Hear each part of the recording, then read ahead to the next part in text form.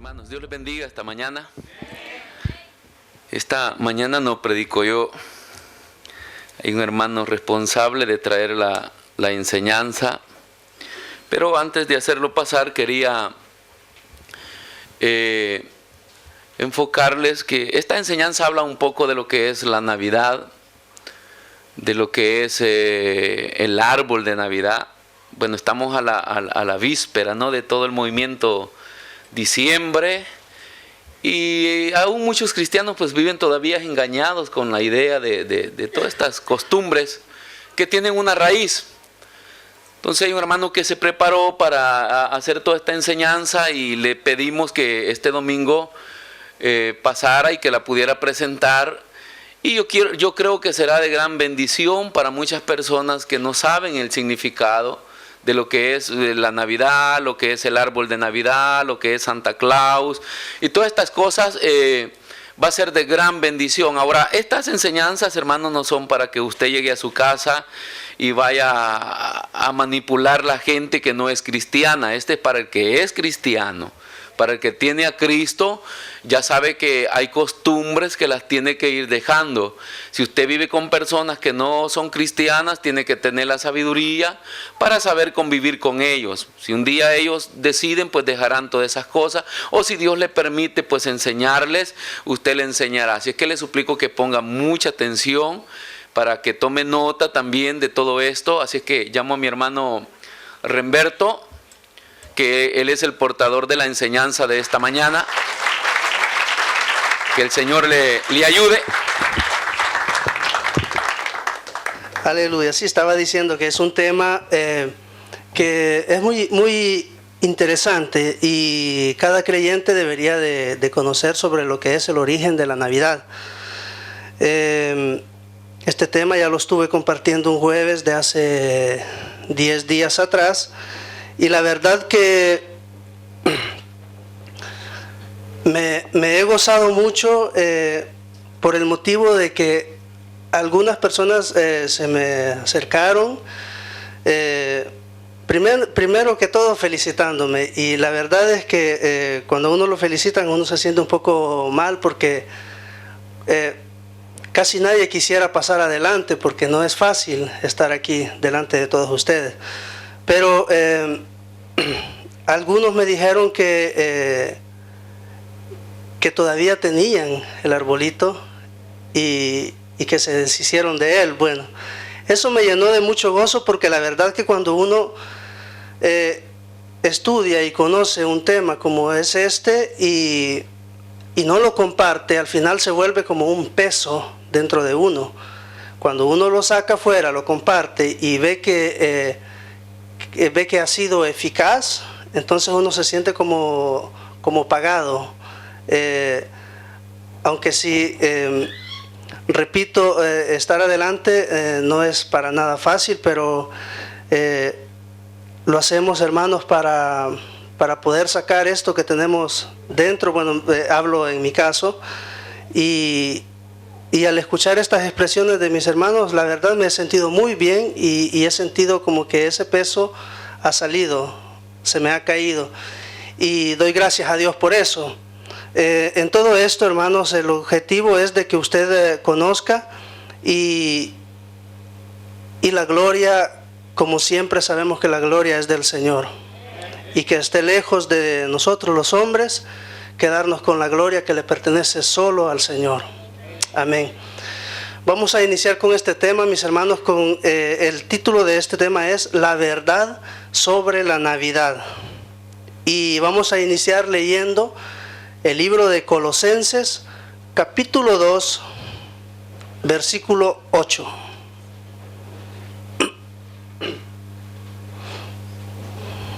Cuando lo tenga, me da un amén.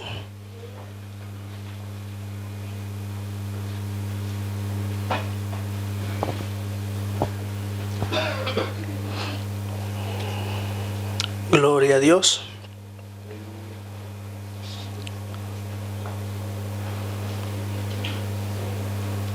Amén. La palabra la leemos en el nombre del Padre, del Hijo y del Espíritu Santo. Mirad que nadie os engañe por medio de filosofías huecas y sutilezas. Por medio de filosofías y huecas sutilezas, según las tradiciones de los hombres, conforme a los rudimentos del mundo y no según Cristo. Amén. Quisiera que vengamos en palabras de oración, un minutito. Amén, Padre. En el nombre de Jesús, Señor, te damos las gracias por permitirnos, Señor, este día meditar sobre un tema que es de gran importancia para nosotros, Dios mío. Te pedimos en el nombre de Jesús que abras nuestro entendimiento, Señor, y que a través de tu Santo Espíritu nos puedas iluminar, Señor. Y que a través de tu palabra también, Dios mío, nos puedas dar luz sobre este tema que es, Señor, de gran importancia. Gracias, Padre. Gracias, Hijo, y gracias, Espíritu Santo. Amén. Puede sentarse, hermano. Ok, arrancamos con el estudio. En este estudio vamos a estar viendo 4 puntos. El tema de la Navidad es muy complejo, es bastante amplio. Y quiero decirle de que en esta ocasión solo me voy a enfocar en 4 puntos, aunque si son muchos más. Pero por motivos de tiempo solo vamos a ver estos 4, que a mi punto de vista son los más importantes y es en donde se fundamenta lo que es la Navidad. Nació Jesús el 25 de diciembre. ¿Quién es realmente Santa Claus? ¿Qué significa el árbol de Navidad? ¿Y por qué la gente se da regalos? Amén. Iniciamos con el primer punto, el cual habla sobre el nacimiento de Jesús. Y quiero analizar estos versículos que se encuentran en Lucas capítulo 2, versículos del 8 al 12. Y dice: había pastores en la misma región que velaban y guardaban las vigilias de la noche sobre su rebaño. Y he aquí, se les presentó un ángel del Señor, y la gloria del Señor los rodeó de resplandor, y tuvieron gran temor. Pero el ángel les dijo: no temáis, porque he aquí os doy nuevas de gran gozo, que será para todo el pueblo, que os ha nacido hoy en la ciudad de David un Salvador, que es Cristo el Señor. Esto os servirá de señal: hallaréis al niño envuelto en pañales, acostado en un pesebre. Amén, hasta ahí nomás. Analizando estos versículos, mis hermanos, nos damos cuenta, y como dije antes, existen muchas más pruebas, pero solamente quiero analizar este texto para demostrar el hecho de que Jesús no nació el 25 de diciembre, ni mucho menos en un periodo invernal. Dice que en el versículo 8, dice que habían pastores que guardaban las vigilias de la noche sobre sus rebaños. Investigando sobre este tema de los pastores en Israel, me di cuenta de que hay un periodo en el que los pastores sacan a sus rebaños a comer pasto, a comer hierba. Recordándole que la palabra pastor se deriva de, la palabra pastor viene de una persona que da pasto.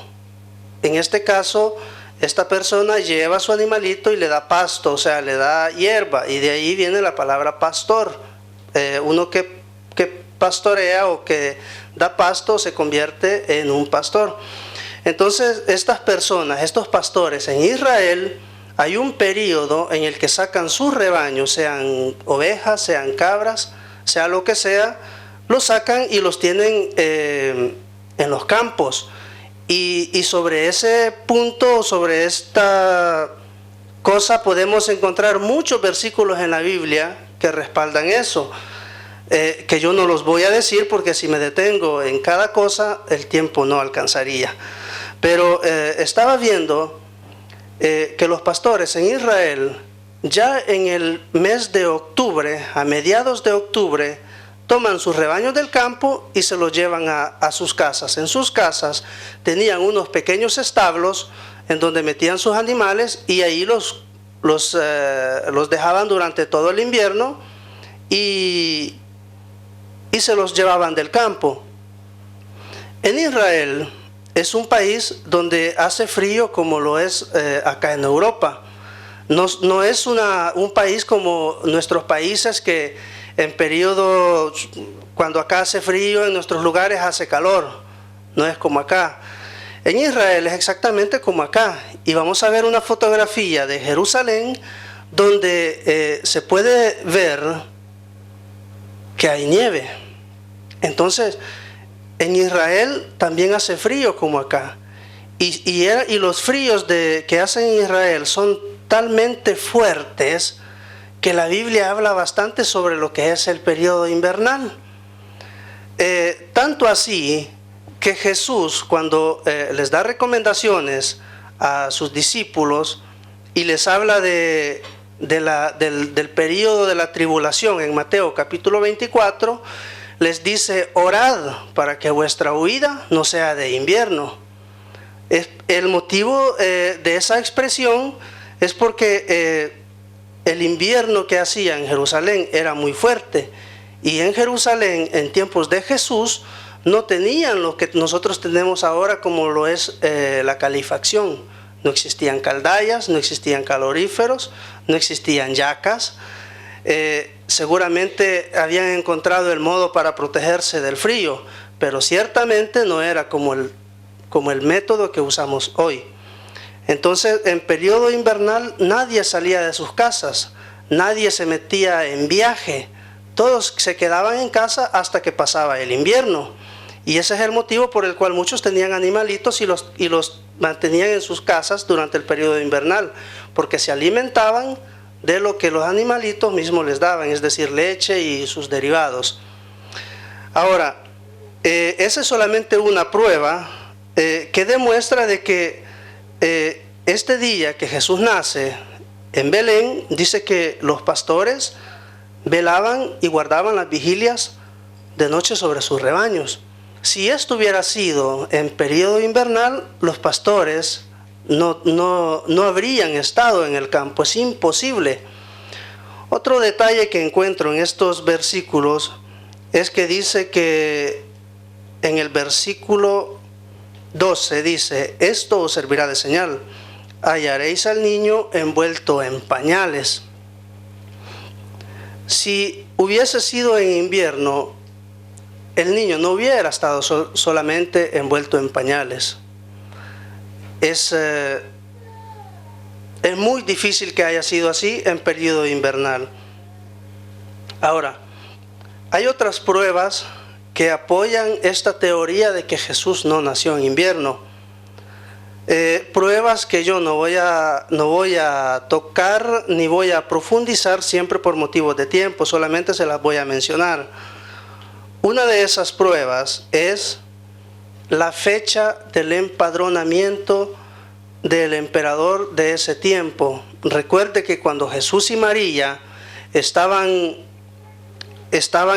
cuando Jesús y María habían emprendido ese viaje en el cual llegaron hasta ese mesón el día que Jesús nació, estaban yendo a la ciudad natal de ellos, porque el emperador de ese tiempo había ordenado el empadronamiento, o sea, todo mundo se tenía que empadronar, y José y María se estaban dirigiendo hasta sus ciudades natales para poder ser empadronados.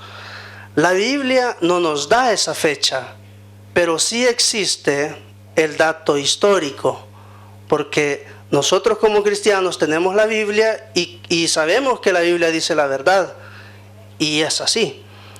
Pero también cosas que no se encuentran en la Biblia se pueden encontrar a través de los libros de la historia. Y ese empadronamiento de ese periodo por el cual José y María habían emprendido ese viaje no fue en periodo invernal, porque el emperador jamás le habría pedido a un pueblo de ponerse en viaje durante invierno. Era algo imposible. Y es una de las pruebas que no voy a profundizar. Otra prueba es acerca del nacimiento de Juan el Bautista. Usted se recordará que cuando el ángel le dice a María y le anuncia el nacimiento de Jesús, le dice que su prima Elizabeth está embarazada y prácticamente es la mamá de Juan el Bautista. Juan el Bautista nace y 6 meses más tarde nace Jesús. Ahora, ¿por qué se puede sacar una fecha de este dato del nacimiento de Juan? Se puede sacar porque el papá de Juan el Bautista era un sacerdote, y cuando el ángel le anuncia el nacimiento de Juan, la Biblia describe en qué periodo este sacerdote estaba dando su servicio sacerdotal. Allá en Deuteronomio, si vamos a estudiar y analizar el servicio de los sacerdotes, vemos en qué periodo del mes del año cada sacerdote daba su servicio. Y en este caso, la Biblia dice en qué periodo este sacerdote estaba dando su servicio cuando le anuncian el nacimiento de Juan. Y de ahí, analizándolo bien con el Antiguo Testamento, también se puede sacar una fecha, y no es en invierno. Entonces, hay pruebas de que testifican de que Jesús no nació en diciembre. He sido muy superficial en esto porque no podemos excavarlo a profundidad este tema, porque estaríamos acá todo el día y aún así no lograríamos terminarlo. El tema de Navidad, repito, es muy, muy complejo y solamente vamos a ver algunos puntos nada más. Entonces, si Jesús no nació el 25 de diciembre, ¿quién nació el 25 de diciembre? Es la pregunta. ¿Quién nació? Para esto nos tenemos que trasladar hasta el año 3000, o mejor del 3000 al 3500 antes de Cristo. Y prácticamente en ese periodo, que fue el periodo un poquito después de lo que fue el diluvio, cuando estuvo el arca de Noé, fue un poquito más adelante, existió un hombre, y este hombre se llamaba Nimrod, y era el bisnieto de Noé el del arca. Y dice la Biblia que este fue el primer poderoso sobre la tierra. Este Nimrod tenía una esposa, y su esposa se llamaba Semiramis. Y estos eran los reyes de toda la tierra en ese periodo. En este tiempo todavía no existían los idiomas, todo el mundo hablaba una sola lengua, y este Nimrod era el rey de toda la humanidad de ese entonces. Por lo tanto, mis hermanos, este Nimrod es tipo del anticristo. Cuando el anticristo venga a reinar al mundo, a gobernar las naciones, se va a hacer semejante a lo que fue este Nimrod. Y el espíritu del anticristo viene desde allá, desde Nimrod hasta nuestros días. Pero este es otro tema. Ok, entonces, si nosotros leemos en Génesis, capítulo 10, versículo del 8 al 10, dice: y Cus engendró a Nimrod, quien llegó a ser el primer poderoso en la tierra. Este fue vigoroso cazador delante de Jehová.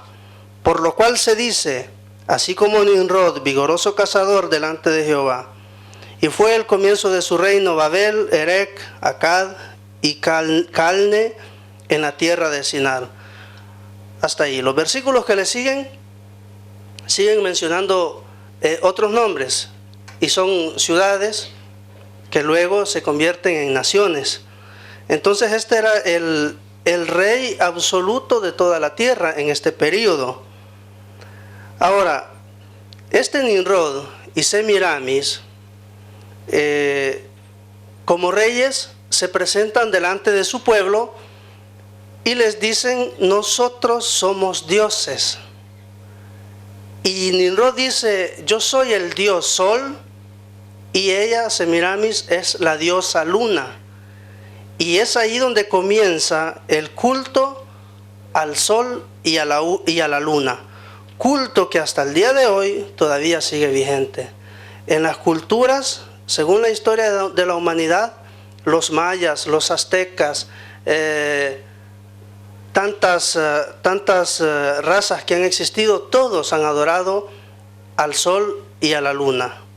Y la adoración del Sol y la Luna es el principal objetivo de lo que hace hoy lo que es la iglesia popular, o sea, la iglesia católica. Es un tema que también se puede estudiar, y al final llegamos en que todo lo que se hace en esta iglesia, porque sus fiestas y sus tradiciones se basan específicamente en lo que es la adoración al dios Sol y a la diosa Luna. En esas imágenes que han sido recalcadas, esas imágenes son hechas a mano, pero han sido recalcadas de unas imágenes que fueron esculpidas en piedra. Esas imágenes existen realmente, y él es Nimrod, el dios Sol, y Semiramis, la diosa Luna. Ahora, parte del pueblo no estaba de acuerdo en lo que era la adoración a estos dioses, y se levantaron opositores contra ellos, y deciden matarlos. En su intento de matar y de quitar este culto, matan a Nimrod. Matan a Nimrod y dejan viva a Semiramis. Ella se salva. Al ver Semiramis que su esposo había muerto, va y toma uno de sus sacerdotes, porque siendo ellos dioses, lógicamente se les hacía culto, y habían sacerdotes que desarrollaban estos cultos al dios Sol y a la diosa Luna. Entonces Semiramis va, toma uno de sus sacerdotes, se acuesta con él y queda embarazada. Se presenta ante el pueblo y les dice, el dios Nimrod se ha reencarnado en mí.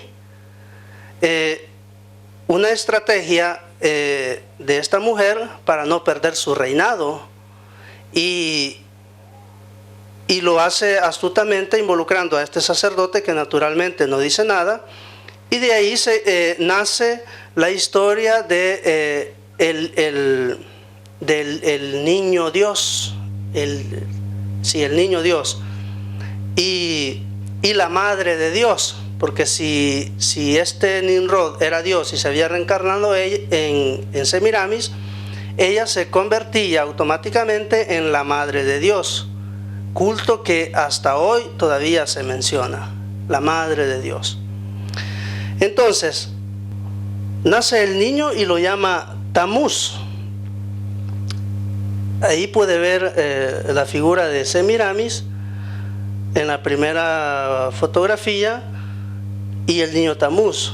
Las primeras dos imágenes son reales y son bien antiguas, y en la tercera, se le hace la comparación con lo que es la adoración a las vírgenes de hoy día.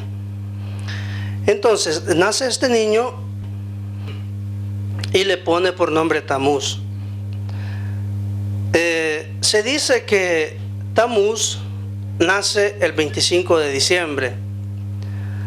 Ahora, no existe el dato de que este Tamuz haya nacido exactamente el 25 de diciembre, pero hay un motivo por el cual se le da esta fecha, y es que algunos de ustedes me imagino que sabrán que el día más corto del año es el 21 de diciembre.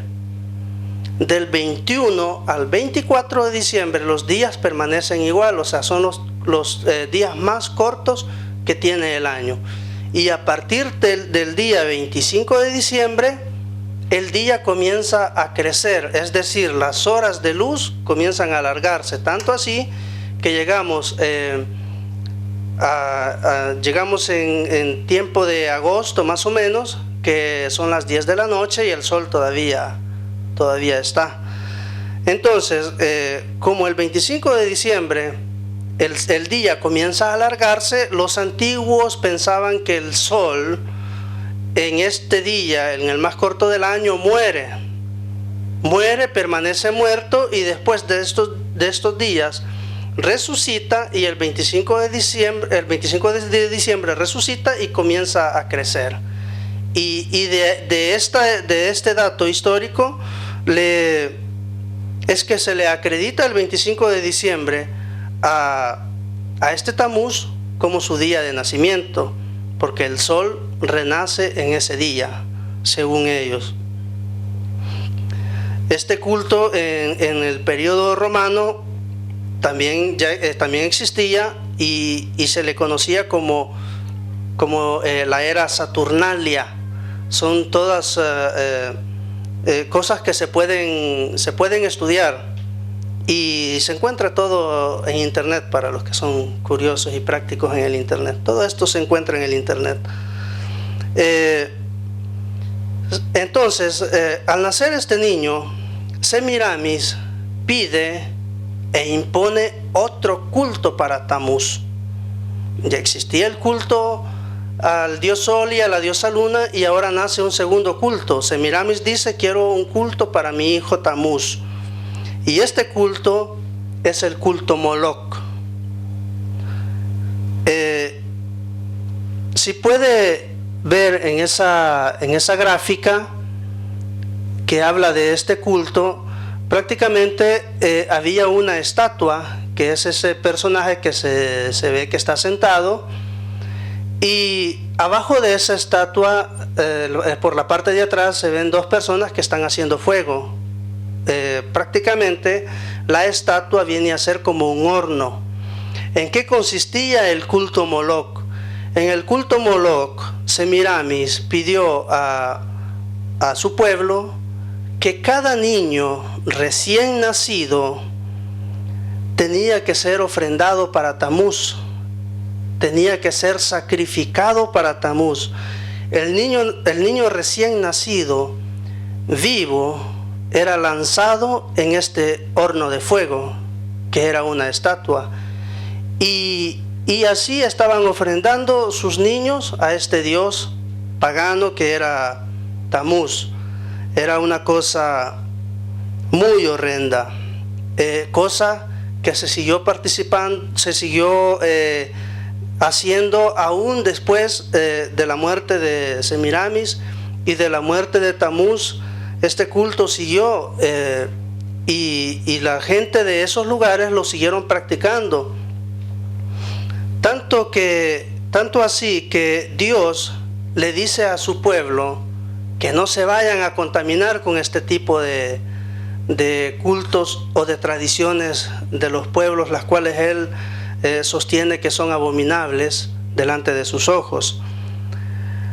En Levítico capítulo 18 y versículo 21 dice Dios a su pueblo: y no des hijo tuyo para ofrecerlo por fuego a Moloch, no contamines así el nombre de tu Dios, yo Jehová. Entonces este culto existía, y Dios a su pueblo siempre le estaba advirtiendo que no se contaminara con este tipo de cultos.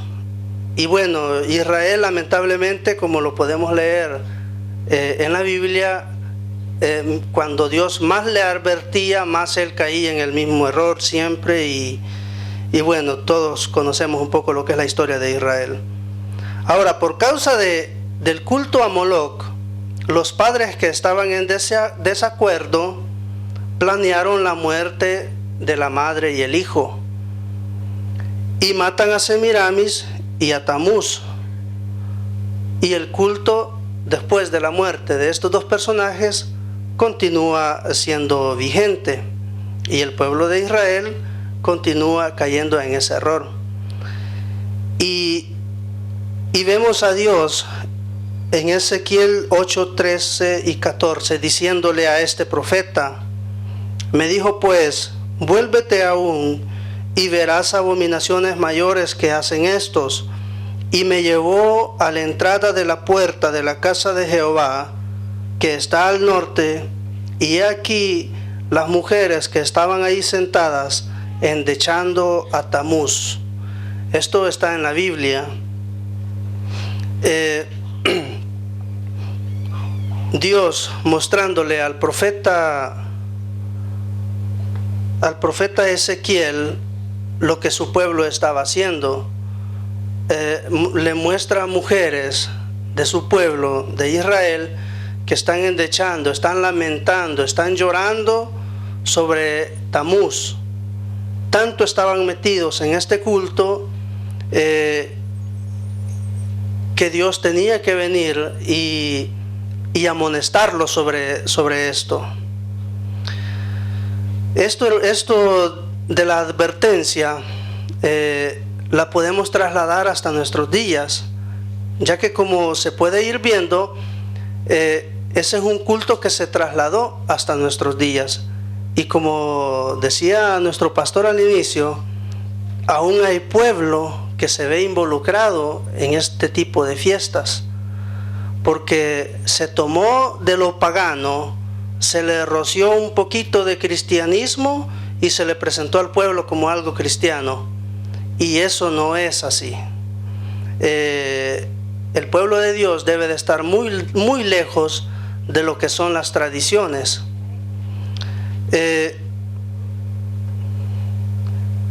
Quiero pasar rápidamente al segundo punto, sobre lo cual es el árbol de Navidad. ¿Qué tiene que ver este árbol con la Navidad? Volvemos siempre a los tiempos de Nimrod. En tiempos de Nimrod, el árbol era símbolo de vida y de poder. Esto se deriva desde los árboles del huerto del Edén, aquellos huertos que tenían el poder de abrirle los ojos a quienes comiesen su fruto. Por eso la tentación de la serpiente con Eva, con que Dios te dijo y que no comieras del árbol, Dios no quiere que seas como Él, porque el día en que comas serán abiertos tus ojos. Y bueno, estos árboles realmente que poseían ese poder, y desde ahí se deriva la creencia de que el árbol tenía poder y era un símbolo de vida y poder. Es por eso que Nimrod y Semiramis tienen una ramita en sus manos, porque eso le estaba diciendo al pueblo de que ellos eran los que poseían el poder. Siendo dioses, nadie se podía levantar contra ellos. Entonces, Nimrod y Semiramis le hacían este culto al árbol. Cuando Tamuz nació, Semiramis le contó al pueblo, cuando ella le dijo: el dios Nimrod se ha reencarnado en mí, le contó al pueblo de que ella había ido al campo y en medio del campo había visto un tronco de árbol muerto. Y dice ella que de ese tronco retoñaba un arbolito verde. Y dijo Semiramis: el tronco muerto y seco es Nimrod, y el retoño es Tamuz, que se reencarna para nacer nuevamente a través de mí, dice Semiramis. Ahora, desde entonces, después de esta expresión de esta reina, el arbolito se convierte desde entonces en símbolo de Tamuz. Ahí se origina lo que es el culto, o se relaciona, mejor dicho, el arbolito con el culto a Tamuz. Cuando una persona de ese periodo veía un árbol frondoso, veía un árbol verde, le adoraba, creyendo que le estaba adorando al dios Tamuz. Entonces, si vemos la próxima diapositiva, esa es una imagen esculpida en piedra.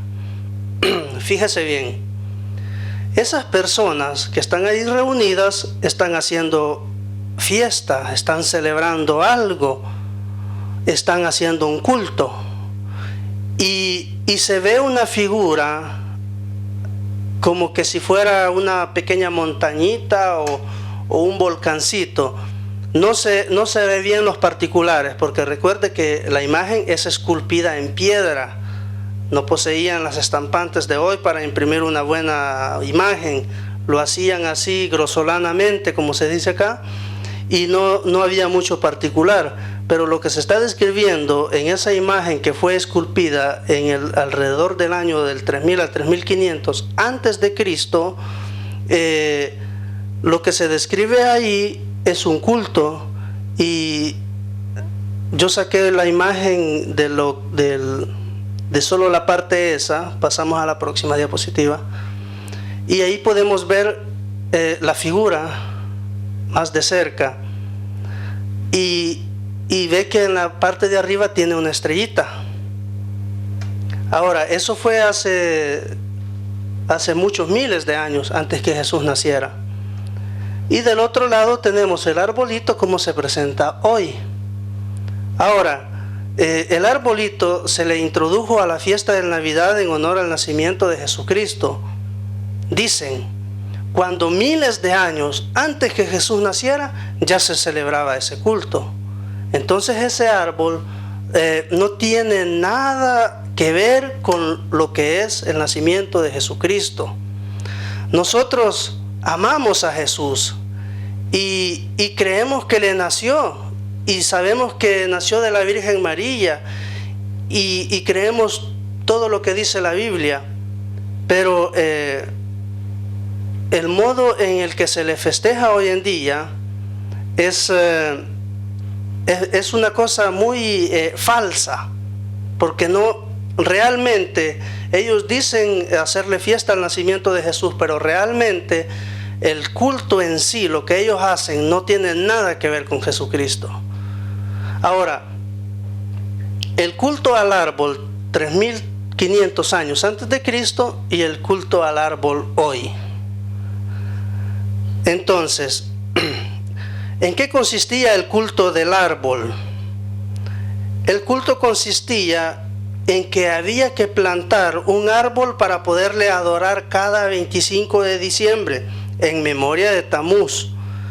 Las personas que por diferentes motivos no podían plantar el árbol debían de cortar ramas y adornarlas y fijarlas bien por tierra para que pudieran estar en pie y así poder hacer el culto. Ahora, Semiramis había mandado al pueblo que tenían que plantar un árbol, hacerlo crecer naturalmente, y cada año adornaban este árbol y le hacían culto en honor a Tamuz. Cuando se le hacía culto a este árbol, realmente se le estaba haciendo el culto a Tamuz. Las personas que por diferentes motivos no tenían la posibilidad de plantar un árbol, tenían que ir al bosque, cortar una rama, prepararla, fijarla bien en el piso para que ésta figurara el árbol y no se cayera. Entonces tenía que fijarla bien y adornarla, y así celebraban lo que es el culto a Tamuz. Deuteronomio capítulo 16, versículo 21 y 22 dice, fíjese, Dios dándole instrucciones a su pueblo. Dice, no plantarás ningún árbol para acera cerca del altar de Jehová tu Dios. Fíjese bien, cerca del altar de Jehová tu Dios. Eso nos dice mucho. Que tú te habrás hecho, ni te levantarás estatua, lo cual aborrece Jehová tu Dios. No plantarás ningún árbol para acera. ¿Por qué acera y no semiramis? Acera porque cuando estaban construyendo la Torre de Babel, cuando todavía se hablaba una sola lengua o un solo idioma, Dios, al ver el intento de la humanidad en construir una torre cuya cúspide dice llegar hasta el cielo, decidió descender y confundir sus lenguas, y ahí es donde se originan los idiomas. En esa confusión, cuando el compañero ya no podía entender al otro, dejaron la construcción, ya no la continuaron, y luego se comenzaron a reunir los grupitos de las personas que sí se entendían, porque la multitud era muy grande y no es que le dio un idioma a cada uno. A ciertos grupos les impuso idiomas. Cuando estos grupos se reunieron y se separaron entre sí, se van y se dispersan sobre la tierra, y es ahí donde se originan las naciones que conocemos hoy. Cuando estos se van, estos que conocían el culto a Semiramis, a Nimrod y a Tamuz, cada cual se lleva este culto para su tierra.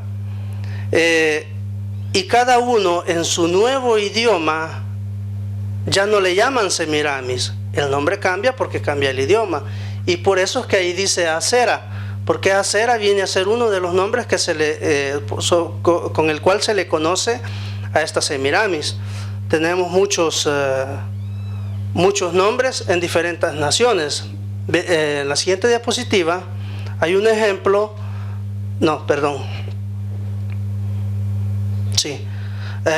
Jeremías 10, del 3 al 4 dice: porque las costumbres de los pueblos son vanidad, porque el leño del bosque cortaron, con obra de manos de artífice, con buril, con plata y oro lo adornan, y con clavos y martillo lo afirman para que no se mueva. Esto es lo que le estaba explicando antes. El que no podía plantar un árbol, iba al bosque, cortaba la rama, la preparaba, hacía su arbolito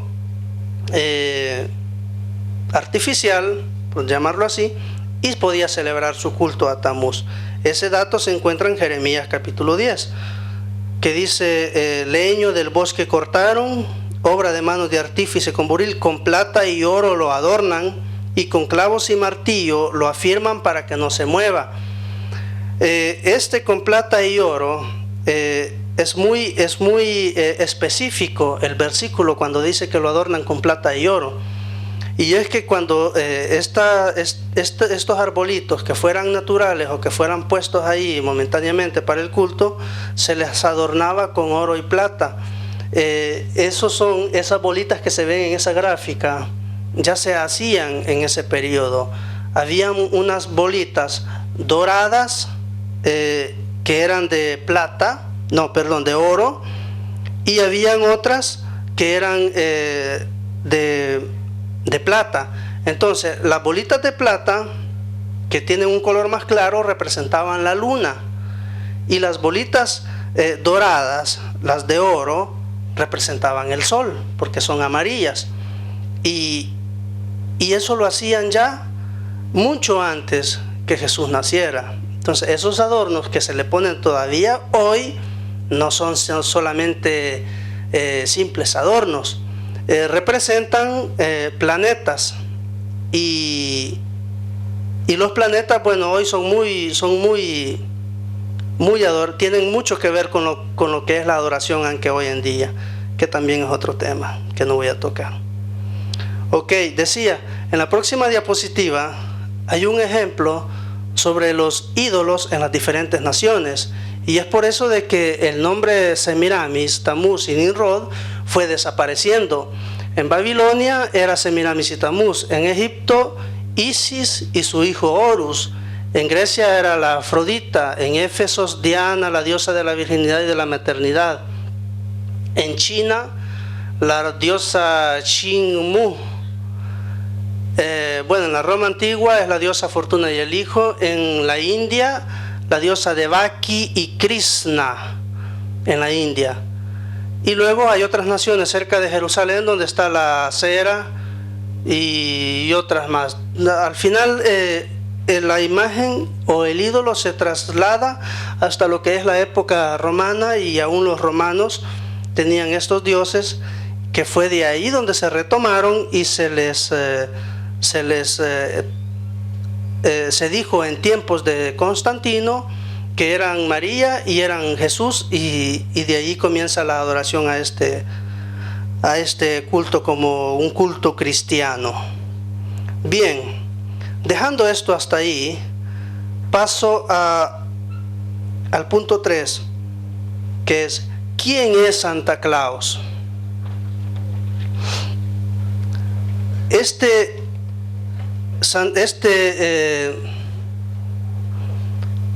Pasemos a la próxima. Antes. Ok, este señor se llama Nicolás y era un sacerdote católico. Nació en un lugar que hoy creo que sería Turquía, en donde nació este sacerdote. Leí toda su historia, pero al momento no la recuerdo toda. Este sacerdote, entre todas sus prácticas religiosas, acostumbraba que en todo lugar donde él iba, llevaba regalos para los niños, y él era conocido por eso. Este sacerdote Nicolás era muy conocido por eso, tanto así que cuando él muere, la iglesia romana lo eleva a los altares, y desde ahí pasó a ser de Nicolás a San Nicolás, y traducido a nuestro idioma a través de un proceso de lenguas o de idiomas, San Nicolás se convierte en Santa Claus. Ahora, este San Nicolás adoptó el nombre de Papá Noel, de la raíz francesa que a su vez deriva del latín natalis, natal, o sea, padre de la Navidad. Este Papá Noel trascendió hasta el occidente, relacionándolo con el Polo Norte, con la participación de gnomos y renos que lo trasladaban en su tarea de repartir regalos por todo el mundo. Y de este personaje, San Nicolás, que nada tenía que ver con la Navidad, se hace lo toman como figura para transmitir más adelante este personaje como lo es Santa Claus. Y como usted puede ver en las imágenes, tienen mucho parecido. Y las imágenes de San Nicolás, déjeme decirle, son reales. Usted las puede buscar donde sea y lo va a encontrar así. Y es muy parecido a lo que conocemos hoy día como Santa Claus. O sea, lo que quiero decir es que esas imágenes de San Nicolás no fueron hechas a propósito para que se pareciera a Santa Claus. Ya existían antes, están en libros históricos y hay mucho material acerca de él. Fue un personaje que realmente existió. La próxima imagen, ok. Bien, pasemos a la próxima. ¿Cómo hizo este personaje San Nicolás para llegar hasta nuestros días? Eso fue gracias a la mente de un pintor contratado por la multinacional Coca-Cola. Fue en el 1931 en que esta empresa contrató a este pintor para que hiciera ese dibujo o ese personaje. Si esas fotografías se analizan con la computadora y se ven más de cerca, se puede dar cuenta que no son fotografías, son pinturas. Y la multinacional Coca-Cola, con el intento de comercializar su producto, que no era tan común, se sirvió de este personaje y Y encontrábamos muchos eslogan como ese que ve ahí: unidos hacemos la magia realidad. Coca-Cola y la Navidad. Entonces desde ahí hacen la introducción de este personaje en lo que es la Navidad. Ahora, y esto nos lleva a lo que es el punto 4, y es acerca de los regalos. Recuerde que San Nicolás o Santa Claus tenía que ver con los regalos. Y ahora, ¿por qué la gente se da regalos? Dicen, si usted habla con una persona que cree en la Navidad y la festeja, dice que porque los Reyes Magos le llevaron regalitos al Niño Dios, a Jesús. Entonces, y como ellos llevaron estos regalos en el nacimiento de Jesús, se acostumbra hoy a darse regalos. Inicialmente lo hacían solo los niños, y hoy, con el pasar del tiempo, es una práctica aún de adultos. Entre adultos se acostumbra a intercambiarse regalos. Ahora, cuando Jesús nació, y vienen estos reyes, estos magos, porque tampoco dice que eran reyes la Biblia, solo dice que eran magos, pero se cree que eran reyes porque en ese periodo se acostumbraba que un rey podía tomar un presente y llevarlo a otro rey. Eso se acostumbraba. El rey de una nación tomaba no eran regalos, eran presentes, y se los llevaba a otro rey. Ese era un intercambio de donos entre reyes. Entonces, cuando llegan estos magos donde Jesús ya no estaba en el pesebre donde había nacido. Analizando bien el versículo, dice que Jesús estaba en la casa, porque ellos, entrando en la casa, dice, vieron al niño. Ya María y José ya habían vuelto a casa cuando llegan estos magos. Y lo que está haciendo Dios a través de estos magos, cuando le llevan estos presentes al niño Jesús o a Jesús, lo que Dios está haciendo es diciéndole al mundo que el que había nacido había de ser un rey. Eso era lo que realmente estaba sucediendo en ese momento. Como el llevar presentes solo se hacía de rey a rey, entonces cuando estos llegan y le llevan los presentes a Jesús, ahora cada cosa que estos magos llevan tiene un significado también, pero eso no tiene nada que ver con este tema. También las cosas que le dan a Jesús como ofrendas tienen un significado. Pero en sí lo que ahí está sucediendo es que estos magos, cuando llegan donde el rey Herodes, le dicen: ha nacido el rey de los judíos y nosotros hemos venido a adorarle, a darle nuestras ofrendas como rey. Y eso es lo que está sucediendo ahí. No eran regalos y mucho menos regalos navideños por el nacimiento de Jesús. El dar regalos fue introducido únicamente para manipular al pueblo a comprar, a gastar su dinero. Ese fue el único objetivo de introducir esta tradición de darse regalos. Hay que comprar, hay que gastar dinero. Estaba viendo a través del internet que en Italia hay 23 millones de familias, y se dice de que por lo menos la mitad festeja la Navidad. Y también se dice de que cada familia que festeja la Navidad gasta de los 350 a los 500 euros.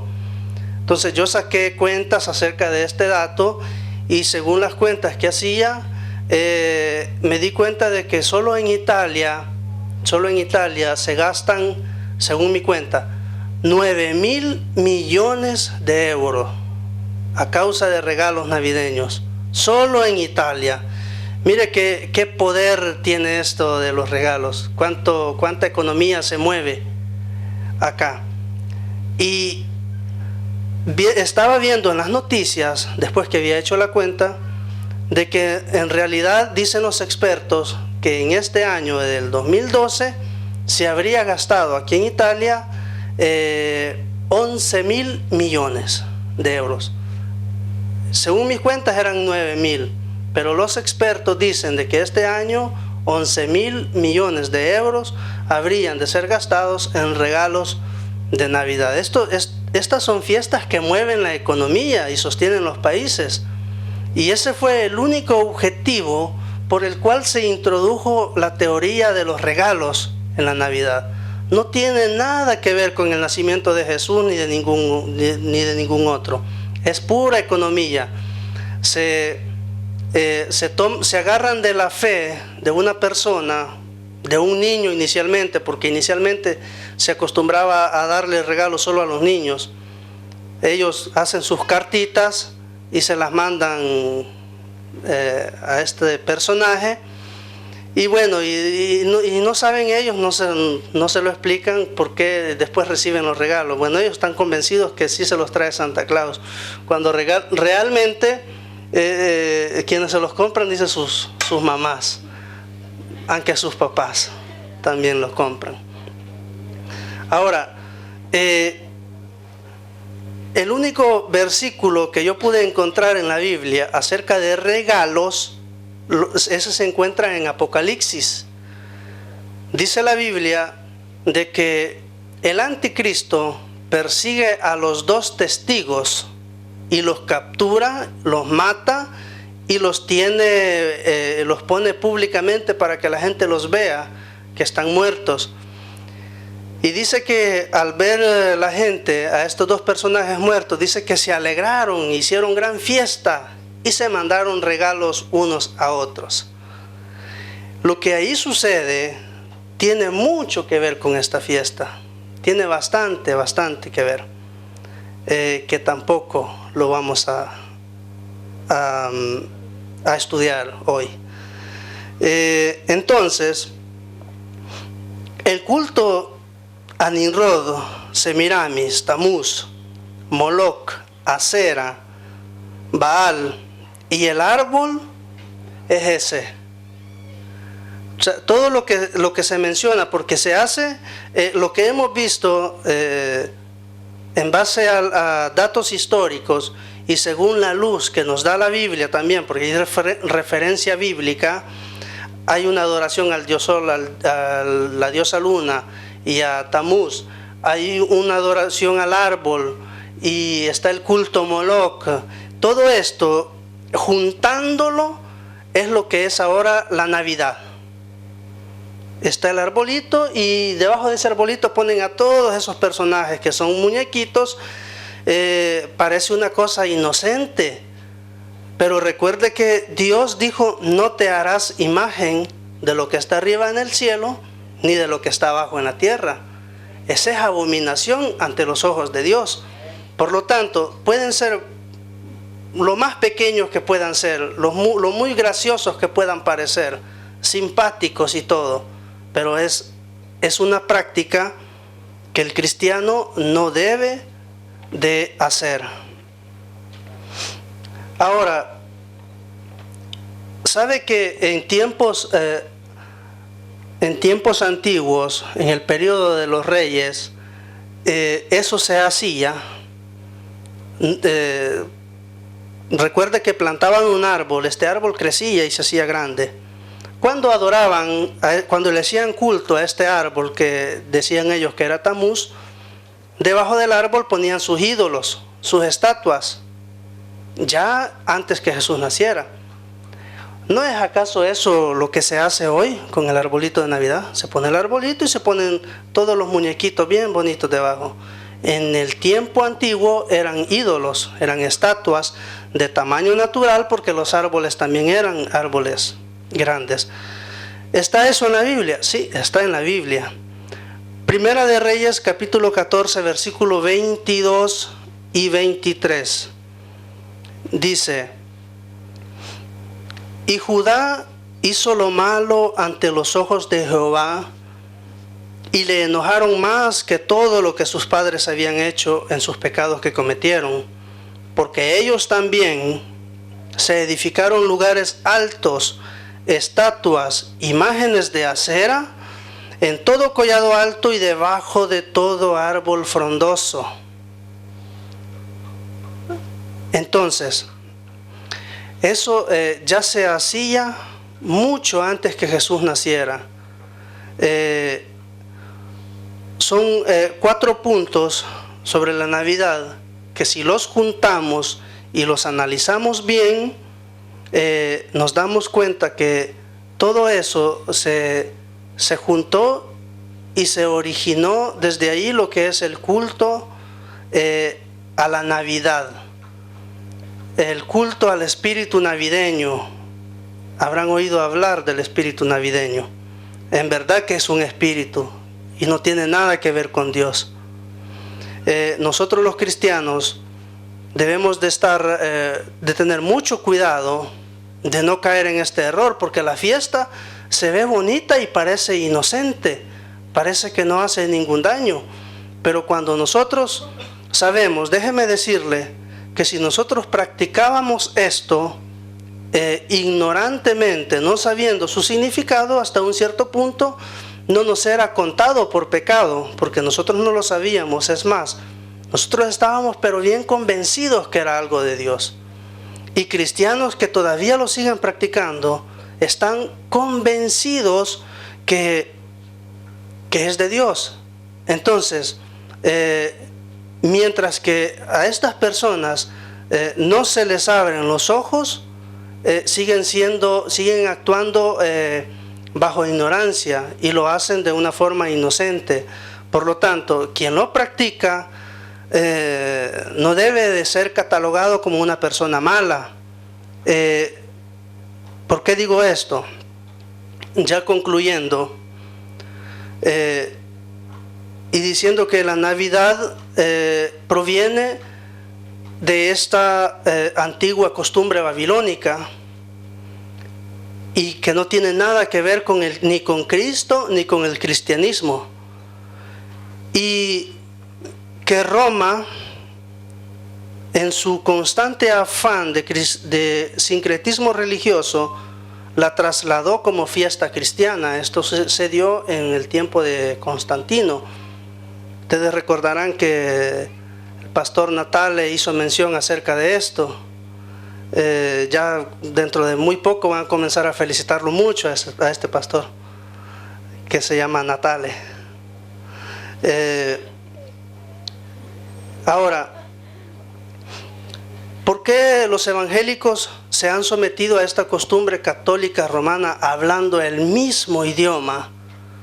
Por eso digo que las personas que todavía lo celebran no deben de ser vistas como personas malas o pecados. No, las personas que lo hacen, mientras no sepan que esto es malo, no están practicando, no están siendo vistos ante los ojos de Jehová como personas malas. Ahora, Dios en su tiempo a estas personas les enviará alguien que a su vez les explique y les abra los ojos, porque muchas iglesias nacen y como son temas que nadie lo sabe, la gente crece con la idea de que están haciéndole un culto a Dios. ¿Por qué digo que los cristianos se han sometido a esta costumbre católica romana hablando el mismo idioma? Hay templos. Mientras yo preparaba este estudio, quise visitar algunas iglesias a través del internet y me di cuenta de que hay muchas iglesias, y aún iglesias grandes y famosas, conocidos por todos creo, que en sus altares, a la par del púlpito, está el árbol, en el mismo templo. Y eso, ahora ellos están convencidos que es algo de Dios, y eso los hace no culpables, porque no lo saben. Pero cuando una persona lo sabe y lo sigue practicando, entonces sí se se le convierte en un problema muy serio. Porque usted recordará cuando Dios le decía al profeta, si tu hermano pecare y tú lo ves que está pecando y no lo amonestas, dice, este morirá, pero su sangre será sobre tu cabeza, le dice al profeta. Pero si tú lo ves, si tú ves que está en este error y lo amonestas y él persiste en seguir practicando lo que está haciendo, este va a morir y se irá, lógicamente, se irá al infierno, es lo que quiere decir. Pero tú le dices al profeta, habrás librado tu alma, porque su sangre será sobre su cabeza y ya no sobre la de el profeta. Entonces, por eso es bueno conocer este tipo de tema como lo es la Navidad. Ahí solamente puse una fotografía de una iglesia y tres copertinas, como es que le dicen en español, tres carátulas de CDs cristianos. Entonces, nuestros cantantes le cantan también a la Navidad. Y hay iglesias, o sea, nuestros hermanos también la están festejando. Repito, no vamos a condenar a estas personas, porque absolutamente no nos podemos poner en esa posición. Yo creo que a su debido tiempo Dios les traerá de alguna manera este mensaje aquí a ellos, para que entiendan de lo que hacen ellos, creyendo ser bueno, no lo es. Es una práctica, mis hermanos, que debe de estar muy lejos de nosotros. Y la verdad que analizando bien la Biblia, Jesús nunca habló ni nunca mandó que se celebrara su nacimiento. Él nunca dijo cosas semejantes. Más bien Jesús dijo que se recordara su muerte mediante la celebración de la Santa Cena, con el pan sin levadura y el fruto de la vid. Ese es un mandamiento de Dios, pero estar celebrando su cumpleaños nunca lo dijo. Y si Él no lo dijo, ¿por qué lo vamos a hacer? Amén. Una última recomendación, como ya nos lo anticipó el pastor antes, y es que no hagamos de este tema que no lo tomemos para discutir, pues, porque esto es para que nosotros sepamos, y nosotros los cristianos lo podemos entender, pero nuestros amigos, nuestra familia o nuestros parientes ni lo saben ni lo entienden. Le voy a dar un ejemplo. Usted ama a Jesús, ¿no?